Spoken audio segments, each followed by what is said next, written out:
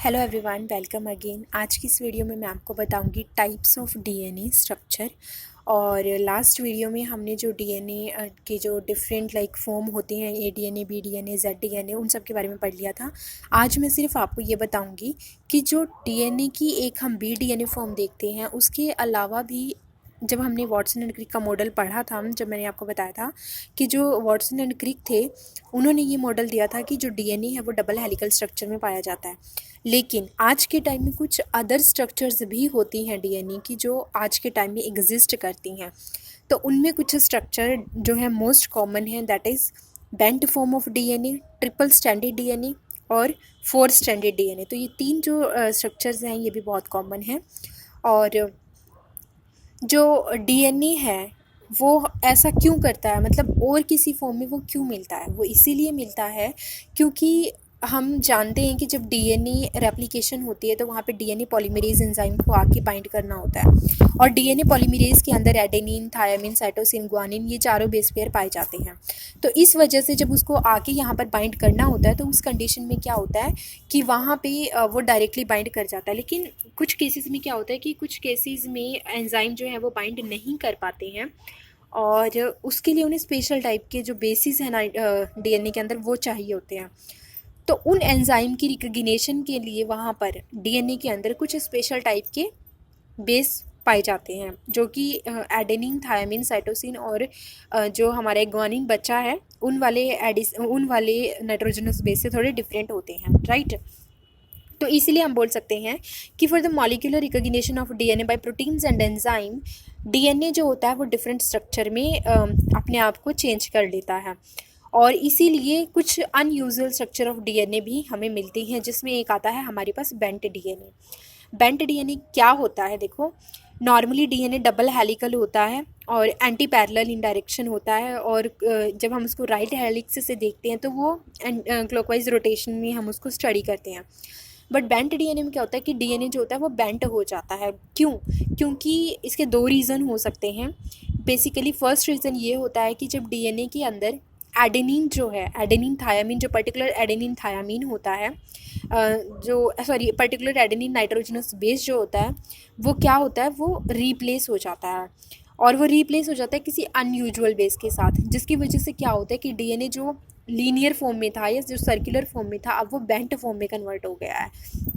यहाँ पे लिखा भी है कि जो bent conformation of DNA occurs when adenine tract are replaced by other bases or a collapse of the helix into the minor groove of A tract. तो यहाँ पे जो बेंडिंग है डीएनए की वो हो जाती है, इस वजह से हम इसको बेंट डीएनए बोलते हैं। इसका सेकंड रीज़न ये हो सकता है कि जब फोटोकेमिकल डैमेज होता है तो उस वजह से भी एडेनिन जो है वो रिप्लेस हो जाता है किसी और बेस से, और या फिर जो हमारा डीएनए है वो फिर क्या कर जाता है, वो बेंट कर जाता है। तो हम बोलते हैं कि ये बेंट डीएनए है। Certain anti tumour drug that is cisplatin produce bent structure in DNA. जो हम एंटी ट्यूमर ड्रग्स लेते हैं, जिसमें एक एग्जांपल है सिस्प्लेटिन का, जब हम वो यूज़ करते हैं तो वो क्या करती है, डीएनए के स्ट्रक्चर में बेंट कर देती है। और कौन से डीएनए में बेंट कर देती है? जो कि कैंसरस ड्रग में कैंसरस सेल के अंदर डीएनए होता है, उसमें वो बेंट कन्फर्मेशन कर देती है। और उसकी वजह से क्या होता है कि वो सेल डैमेज हो जाती है और जो ट्यूमर है वो वहीं पे स्टॉप होने लगता है। तो ये एक तरीके से थेरेपी की तरह एक्ट करती है। नेक्स्ट है ट्रिपल स्ट्रैंडेड डीएनए। यहाँ पे आप उसकी स्ट्रक्चर देख रहे हो, ट्रिपल स्ट्रैंडेड डीएनए की। मैंने आपको बताया था कि एडेनिन जो होता है वो थायामिन के साथ 2 हाइड्रोजन बॉन्ड से अटैच होता है, और जो ग्वानिन होता है that is attached bye 3 hydrogen bond with cytosine. तो ये मैंने आपको बताया था। तो इसीलिए जब एडेनिन थायामिन के साथ अटैच होता है तो वो उसकी कॉमन कन्फर्मेशन होती है।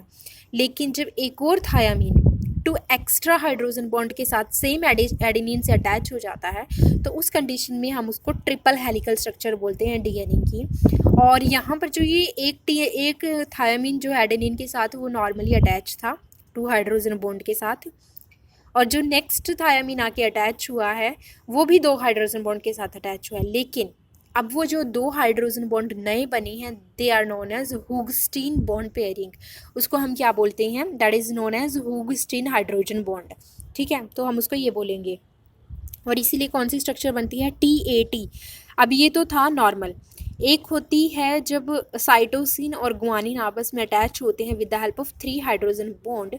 उस कंडीशन में भी एक एक्स्ट्रा साइटोसिन जो है वो आकर के अटैच हो जाता है ग्वानिन के साथ, लेकिन यहाँ पर जो साइटोसिन आके अटैच होगा वो C+ फॉर्म में होगा, मतलब उसकी कैटायनिक फॉर्म प्रेजेंट होगी। यहाँ पे लिखा है दैट C+ एंड G, इसके बीच में एक बॉन्ड बन जाता है और G और C के बीच में एक बॉन्ड बन जाता है। तो हम इसको बोल सकते हैं कि ये भी ट्रिपल स्ट्रैंडेड DNA है। उसके अलावा triple helical structure is less stable then double helix structure. तो जो डबल हेलिकल DNA होता है that is more stable rather than triple helical structure.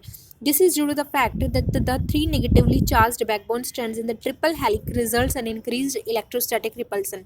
किसी भी चीज़ में जब हम बोलते हैं कि सेम चार्ज आ जाता है तो उसकी वजह से इलेक्ट्रोस्टैटिक रिपल्सन जो है वो इंक्रीज हो जाती है। जब आप यहाँ पर 3 सेम स्ट्रैंड को, सेम नेगेटिवली चार्ज स्ट्रैंड को अटैच करोगे तो क्या होगा, उनके बीच में इलेक्ट्रोस्टैटिक रिपल्सन होगी और वो दूर दूर जाएंगे, इस वजह से वो लेस स्टेबल होंगे। जबकि हमारा जो डबल स्ट्रैंडेड DNA तो कॉम्प्लीमेंटैरिटी के साथ एक दूसरे से जुड़ा हुआ होता है, इसलिए वो ज़्यादा स्टेबल होता है ट्रिपल हेलिक्स से। उसके बाद आता है 4 स्ट्रैंडेड DNA। 4 स्ट्रैंडेड DNA के लिए आप बस इतना समझ लो कि जब DNA के स्ट्रैंड जो हैं जिसमें ग्वानिन रिच होता है, बहुत ज़्यादा ग्वानिन होता है, तो वो क्या करते हैं, वो G क्वार्टेट का फॉर्मेशन करते हैं। 4 स्ट्रैंड G के पास पास आके हाइड्रोजन बॉन्ड की हेल्प से अटैच हो जाते हैं, और या तो वो पैरेलली एक दूसरे से अटैच हो जाते हैं या फिर वो एंटी पैरेलली अटैच हो जाते हैं, और वहाँ पर कौन सा चीज़ का फॉर्मेशन करते हैं, वो कई बार वो बेंट स्ट्रक्चर का फॉर्मेशन कर देते हैं, जो एंड में उनकी ग्रूव बन जाती है, बेंट बन जाती है स्ट्रक्चर, और यहाँ पे वो एक्स्ट्रा होस्टीन हाइड्रोजन बॉन्डिंग भी करते हैं जिसको हम G टेट्राप्लेक्स बोलते हैं। और ये जो है, जब हमें पता है कि हमारे DNA के अंदर टीलोमियर्स प्रेजेंट होते हैं एंड में, और वो टीलोमियर्स जो होते हैं वो भी यहाँ पर टेट्राप्लेक्स का फॉर्मेशन करते हैं, क्योंकि वो भी ग्वानिन रिच होते हैं टीलोमियर्स। तो टीलोमियर्स हमेशा ग्वानिन रिच होते हैं, इसीलिए वो G टेट्राप्लेक्स का फॉर्मेशन करते हैं, और इस थेरेपी को हम यूज़ कर सकते हैं एंटी कैंसर टारगेट के लिए। तो G टेट्राप्लेक्स जो है वो इम्प्लीकेट किए जाते हैं कुछ और चीज़ों के लिए भी, like recombinations of immunoglobulin genes और dimerization of double standard genomic RNA of HIV। तो यहाँ पे हम बोल सकते हैं कि जो G टेट्राप्लेक्स है वो भी वैसे इसकी डिस्कवरी अभी ज़्यादा नहीं है टेट्राप्लेक्स की, बट स्टिल ये कुछ चीज़ों में काफ़ी यूज़ आता है। लाइक जब 4 ग्वानिन रिच स्ट्रैंड जो है वो कंबाइन हो जाते हैं तो उसके बाद वो हाइड्रोजन बॉन्ड से अटैच हो जाते हैं और G टेट्राप्लेक्स का फॉर्मेशन करते हैं। लाइक मैं आपको दिखाती हूँ डायग्राम में, ये देखो, आई होप आपको ये दिख रहा होगा। जब पैरेलली G रिच DNA जो है वो आपस में अटैच हो जाते हैं हाइड्रोजन बॉन्ड से, तो वो कुछ इस तरीके की स्ट्रक्चर का फॉर्मेशन करते हैं, और जब वो एंटी पैरेलली अटैच होते हैं तो वो यहाँ पे वो क्या बना लेते हैं, वो यहाँ पर एक बेंट स्ट्रक्चर बना लेते हैं और कवर हो जाते हैं 3 प्राइम से 5 प्राइम, 5 प्राइम से 3 प्राइम। तो इस तरीके से वो क्या हो जाते हैं, कवर हो जाते हैं। तो ये तो पूरी जो थी ट्रिपल टेट्राप्लेक्स की जो स्ट्रक्चर थी वो मैंने आपको बताई है। ओके तो यहाँ पे मैं आपको बताती हूँ size of DNA molecule units of length. जो DNA होता है वो बहुत ज़्यादा ही जो है डायमीटर में, बहुत ज़्यादा रेंज में, लेंथ में होता है, और उसको एक छोटे से न्यूक्लियस के अंदर हमें कवर करना होता है, इसलिए वो बहुत ज़्यादा कॉम्पैक्ट स्ट्रक्चर में हमारे पास रहता है। लेकिन ये ध्यान रखना कि हम उसकी किस तरीके से उसका डिफ़ाइन करते हैं कि एक DNA में अगर किलो बेस पेयर्स हैं मतलब कि 1000 बेस पेयर हैं, 1 मेगा बेस पेयर मतलब 1000 kilo base pair, 1 giga base pair मतलब 1000 मेगा बेस पेयर। तो इस तरीके से हम जो हमारा लेंथ में DNA होता है उसको हम कॉम्प्राइज करके अपने न्यूक्लियस के अंदर रखते हैं। तो जैसे हम DNA को कॉम्प्राइज करके रख लेते हैं, RNA को वैसे रखने की कोई ज़रूरत नहीं पड़ती, क्योंकि RNA साइज़ में जो सिंगल स्टैंडर्ड ही होता है, उसके लिए डबल स्टैंडर्ड वो नहीं फॉर्म करता है, इसलिए हम इसको क्या कह सकते हैं, मतलब कि हम उसको रख नहीं सकते बेस पेयर की फॉर्म में, क्योंकि वो सिंगल स्टैंडर्ड ही होता है। उसके अलावा आपने एक टर्म सुनी होगी कॉन्टोर लेंथ। कॉन्टोर लेंथ क्या होता है कि हमारे जो न्यूक्लियस है उसके अंदर कितना टोटल लेंथ है जीनोमिक DNA की सेल के अंदर, हम उसको कॉन्टोर लेंथ बोलते हैं। लाइक एग्जांपल अगर मैं बात करूं तो आप यहाँ पे देखो, लैम्डा फाज का अगर मैं एग्जांपल लूँ तो लैम्डा फाज वायरस के अंदर 4.8 इंटू 10⁴ बेस पेयर होते हैं, और उसकी कॉन्टोर लेंथ होती है 16.5 नैनोमीटर। लाइक अगर हमारी सेल के अंदर बात करूँ, ह्यूमन सेल में 46 क्रोमोजोम है, that is 6 into 10⁹ base pair, और हमारी कंटोर लेंथ जो होती है वो है 2 मीटर। इसी तरह अगर इकोलाई में देखते हैं तो इकोलाई में 4.6 इंटू 10⁻⁶ बेस पेयर वहाँ पर प्रेजेंट है और उनकी कंटोर लेंथ है 1.5 मिलीमीटर।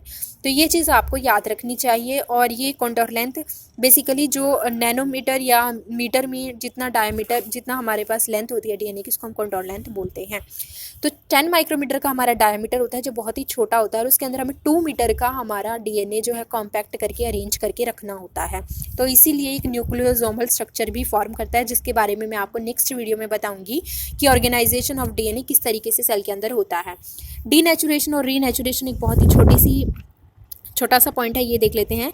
जब डीएनए की double helical structure break down हो जाती है सिंगल हेलिकल स्ट्रक्चर में, तो हम उसको डीनेचुरेशन बोलते हैं, और जब वो वापस अपनी नॉर्मल कन्फर्मेशन में आ जाता है तो हम उसको रीनेचुरेशन बोलते हैं। लाइक आप यहाँ पे देख सकते हो, ये डबल हेलिकल स्ट्रक्चर जब सिंगल स्ट्रैंड में कन्वर्ट हो गई है तो हम इसको डीनेचुरेशन बोलेंगे, और जब ये वापस डबल हेलिकल स्ट्रक्चर में आ जाती है तो हम इसको रीनेचुरेशन बोलते हैं।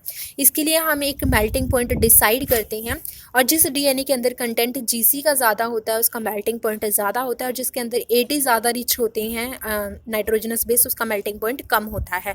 अगर यहाँ पे एक लाइन लिखी है कि अगर 35% जीसी कंटेंट है तो हमारा मेल्टिंग पॉइंट कितना होता है 60, मेल्टिंग टेम्परेचर कितना होता है 65 डिग्री सेल्सियस। और अगर हमारी डीएनए के अंदर 50% जीसी कंटेंट है तो हमारा मेल्टिंग टेम्परेचर होगा 70 डिग्री सेल्सियस। तो बेसिक स्ट्रक्चर का लॉस होना, जिसमें हाइड्रोजन बॉन्ड जो है वो रिमूव हो जाते हैं, उसको हम बोलते हैं कि वो अपनी कन्फर्मेशन खो गया है और वो अब डबल हेलिकल से सिंगल हेलिकल स्ट्रक्चर में कन्वर्ट हो गया है। लेकिन इसमें फॉस्फोडाइएस्टर की जो बैकबोन होती है वो ख़त्म नहीं होती, सिर्फ हाइड्रोजन बॉन्ड जो है वो लूज़ होते हैं। और रीनेचुरेशन पे जब हम उसको कूल डाउन करते हैं तो वापस अपने स्ट्रक्चर को रीगेन कर लेते हैं। तो इस तरीके से हम बोल सकते हैं कि इसको डीनेचुरेशन और रीनेचुरेशन होता है डीएनए के अंदर।